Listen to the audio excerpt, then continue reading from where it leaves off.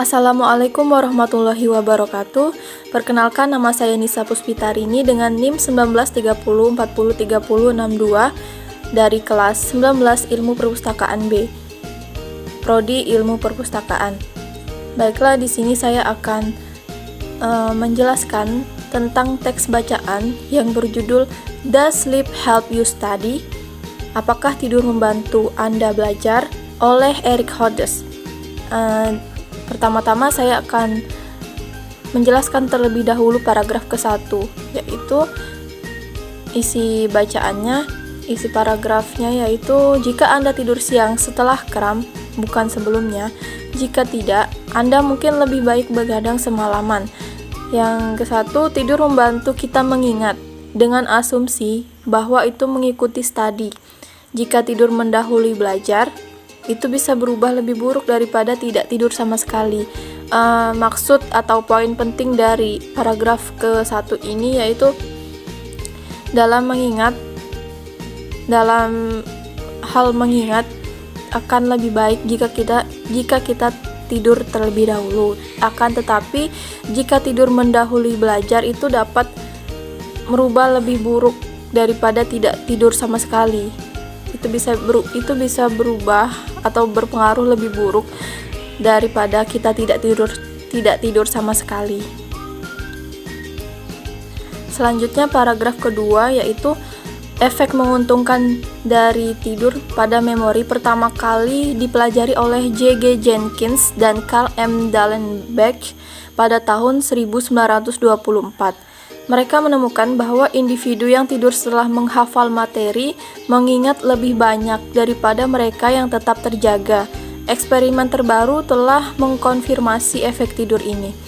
Sepertinya tidak yang ketiga ini sepertinya tidak membuat banyak perbedaan apakah seseorang langsung tidur setelah belajar atau menunggu beberapa jam. Yang penting tidur. Dalam sebuah studi oleh psikolog Bruce Ekstrand dan yang lainnya di University of Colorado, 3 kelompok orang belajar tugas kata. Satu kelompok segera pergi tidur selama 7 jam. Yang lain tetap terjaga selama 7 jam. Lalu tidur selama 7 jam. Kelompok ketiga tetap terjaga selama 14 jam penuh. Setelah itu semua individu diuji selama 7 jam untuk mengingat Terus setelah itu mereka diuji untuk mengingat. Ingatannya hampir sama untuk keduanya untuk kedua kelompok tidur itu, tetapi keduanya memiliki daya yang lebih baik daripada kelompok yang tetap terjaga, mimpi dan sleepwalking. Poin penting di paragraf kedua ini yaitu dari 3 kelompok itu lebih baik 2 kelompok yang tidur terlebih dahulu dibanding kelompok yang tetap terjaga. Soalnya karena 2 kelompok yang tidur terlebih dahulu daripada yang terjaga tadi lebih baik dalam hal mengingat dibanding yang tidak tidur sama sekali dibanding yang terjaga tadi. Baiklah, selanjutnya kita ke paragraf ketiga, yaitu pendekatan menunda tidur sebelum Anda belajar tidak akan membantu ingatan Anda sama sekali. Faktanya, tidur sebentar sebelum belajar baru dapat secara serius meningkatkan kelupaan, apa yang disebut Ekstrand sebagai efek sebelum tidur. Contoh sehari-hari dari hal yang umum adalah seseorang dibangunkan oleh telepon di tengah malam, berbicara sebentar, kembali tidur, dan tidak mengingat panggilan itu di keesokan harinya. Efek sebelum tidur mungkin juga menjelaskan mengapa seseorang melupakan mimpi yang dia alami di awal malam atau saat dia tidur sambil berjalan. Di paragraf ketiga ini poin penting yang saya dapatkan yaitu tentang efek sebelum tidur, yaitu tidur sebentar itu sebelum belajar dapat meningkatkan ingatan meningkatkan ingatan kita. Akan tetapi jika kita dibangunkan di tengah malam, terus selanjutnya kita tertidur kembali, maka di pagi harinya kita akan lupa akan hal yang terjadi di tengah malam itu. Efek sebelum tidur itu membuat seseorang melupakan mimpi yang dia alami di tengah malam. Lanjut lagi ke paragraf keempat, yaitu tidak perlu banyak tidur sebelumnya untuk mengganggu memori. Di tempat lain, melakukan eksperimen, subjek tidur untuk jangka waktu tertentu adalah dibangunkan dan diberikan daftar materi untuk dihafal. Para peneliti meyakinkan subjek terjaga sebelum mereka menyelesaikannya dalam langkah menghafal. Subjek diuji 4 jam kemudian untuk mengingat.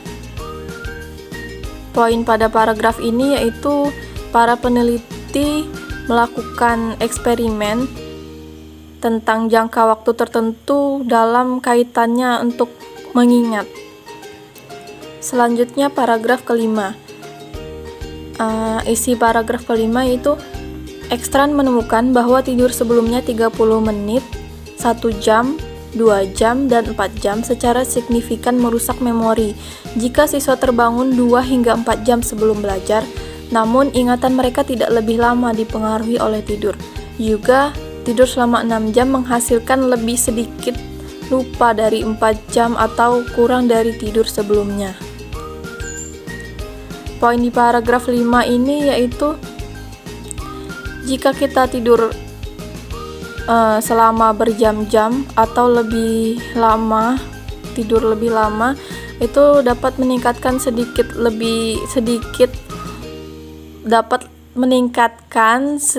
lupa dibanding kita tidur hanya beberapa jam. Jadi intinya kita tidur selama berjam-jam itu dapat meningkatkan ingatan atau membuat kita lebih sedikit lupa dibanding kita hanya tidur beberapa jam saja.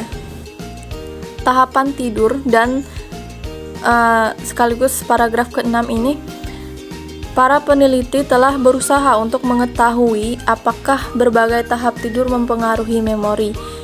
Fase rapid eye movement atau REM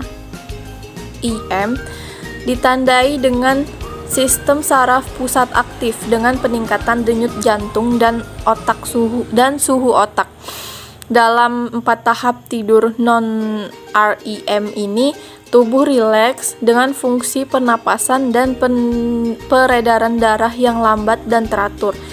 Tahapan tidur tampaknya tidak masalah. Biasanya ketika peneliti membangunkan subjek dalam berbagai fase tidur, mereka tidak menemukan perbedaan memori.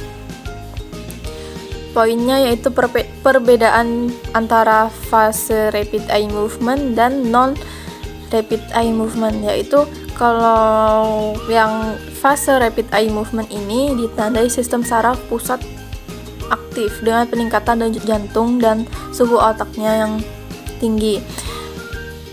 Sedangkan yang tahap tidur non-rapid eye movement ini tubuh lebih rileks dengan fungsi pernapasan dan peredaran darah yang lambat dan teratur. Lanjut pada paragraf ke-7 yaitu hormon mungkin menjadi salah satu penyebab efek prior sleep. Peneliti Elliot Weitzman, John Sessin, dan Ismet Karacan antara lain menemukan bahwa tidur meningkatkan pelepasan hormon yang disebut somatotropin. Tingkat hormon meningkat dengan cepat dalam waktu 30 menit setelah seseorang tertidur dan tetap tinggi selama paruh pertama malam. Levelnya mereda di bagian akhir malam.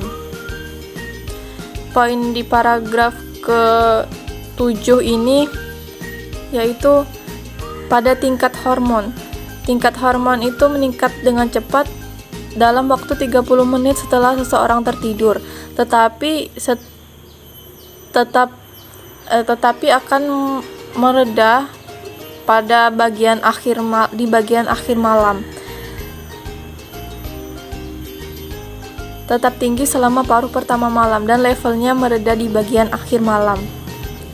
Nah, di bagian ini, di paragraf ke-8 ini, Eric Hodges menjelaskan, selama 1,5 tahun terakhir, saya telah mempelajari bagaimana sematotropin mempengaruhi tikus laboratorium yang belajar membedakan antara hitam dan putih lorong-lorong dalam labirin. Mereka disuntik dengan hormon di berbagai waktu sebelum dan sesudah pelatihan.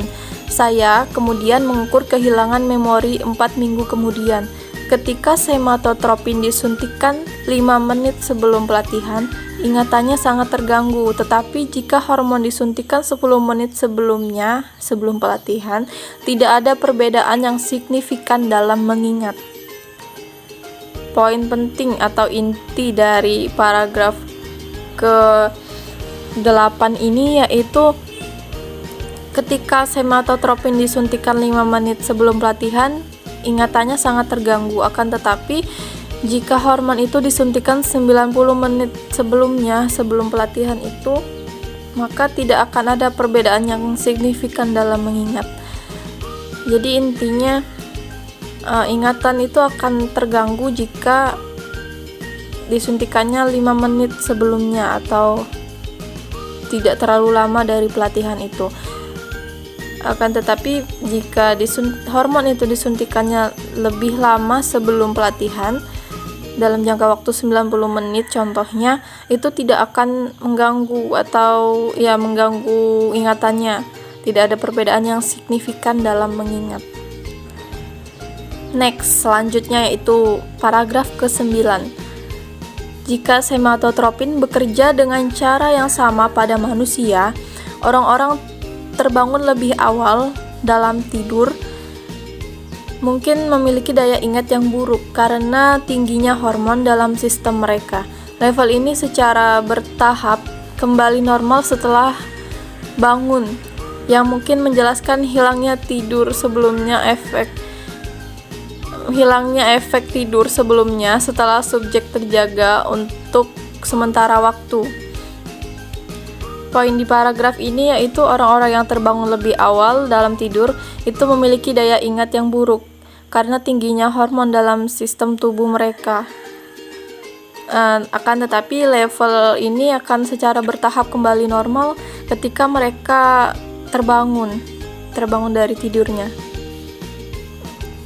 Paragraf yang terakhir yaitu paragraf ke-10.